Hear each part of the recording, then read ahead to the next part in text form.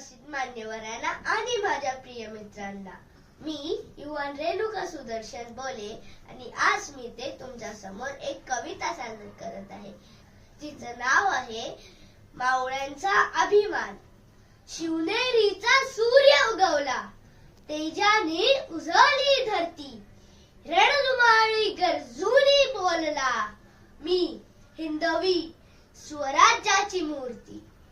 मातृभूमीचे बंध तुटले जिथे अन्यायाची जाती ज्वाला, मावळ्यांच्या धगधगत्या रक्ताने इतिहासाने रेखी कथा भाला।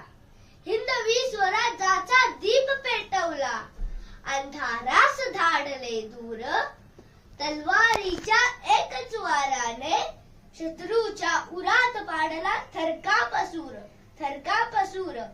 राज्य नव्हते ते तख्तासाठी ना सत्ता होती लोभाची, तो स्वराज्य होता जनतेचा शौर्य आणि त्यागाचा।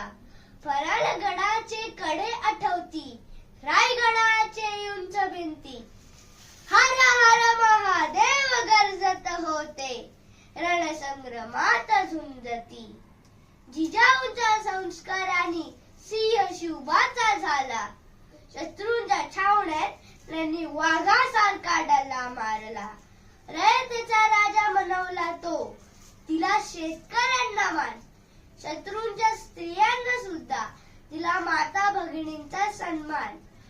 गड किल्ल्यांचे संवर्धन व्हावे पूर्ती, हेच कर्तव्य आम्हा आधुनिक मावळ्यांवरती, हेच कर्तव्य आम्हा आधुनिक मावळ्यांवरती। जय Shivraya. Please like, subscribe and share.